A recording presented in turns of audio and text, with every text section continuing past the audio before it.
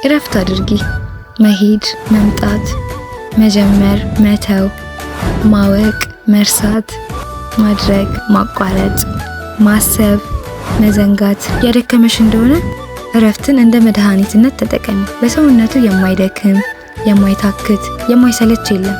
ስለዚህ ፍላጎትሽን መፈለጉ ያደክምሻል፣ ወዳጅሽን መጠበቁ ያታክትሻል፣ በየጊዜው አዳዲስ ግንኙነት መጀመር ይሰለችሻል፣ በማትወጂው ስራ ውስጥ መደበቅሽ ያስጨንቅሻል፣ በቤተሰብሽ ወይም በህይወት አጋርሽ ትኩረት መነፈግሽ ያብከነክንሻል።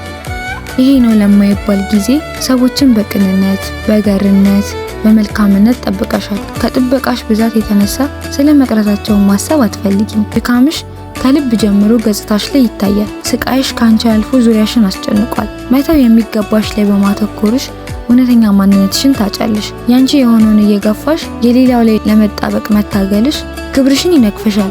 በድካም ላይም ድካም፣ በስብራት ላይም ስብራት በፍጹም ሰላም አይሰጥሽም፣ ከአደጋም አይጠብቅሽም፣ አያረጋጋሽም። አዎ ጀግኒት፣ እረፍት አድርጊ። ለውስጣዊ ሰላምሽ እድል ስጪው። መረጋጋት ይነክስብሽ ዘንድ ፍቀጂለት። የማይሆነውን እንደማይሆን አምኖ የሚቀበል ሰው ብልህ ነው።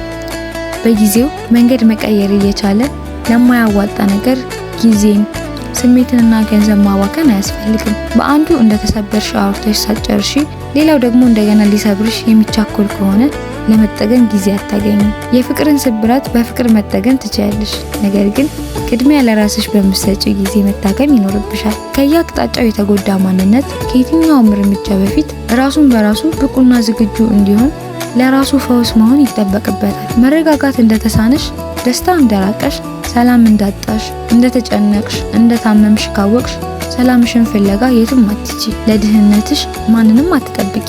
ማንም ላንቺ እርዳታና ደስታ ግዴታ እንዳለበት አታስቢ። ከምንም በላይ እረፍት አድርገሽ ራስሽን መጠገን ተለማመጂ። አዎ ጀግናዬ፣ በእያንዳንዱ ጥረት ውስጥ ድካም ይኖራል፣ መታከት ይፈጠራል፣ መሰላቸት ይመጣል። ህይወት ለራሷም ድካም እንዳላት ግልጽ ነው። ድካሟ ግን የመኖር ጣዕም እንዲሆን ማድረግ ይቻላል። በህይወት ስላለክ ትሰራለህ፣ ትለፋለህም፣ ትደክማለህም፣ በዛው መጠን ታተርፋለህ። ራስህንም ትጠግናለህ፣ ለራስህም ጊዜ ትሰጣለህ፣ ወደ ውስጥም ትመለከታለህ። መኖር እስኪመር ሳይሆን ጣዕም እስኪሰጥ፣ እስኪያረጋጋ፣ እስኪያድስ ብቻ ኑረው። ትግል የሚመስል ኑሮ፣ ትንቅንቅ የበዛበት ውካታ የሆነ መኖር መጨረሻው ደክሞ ማለፍ እንጂ ኖሮ ማለፍ አይሆንም።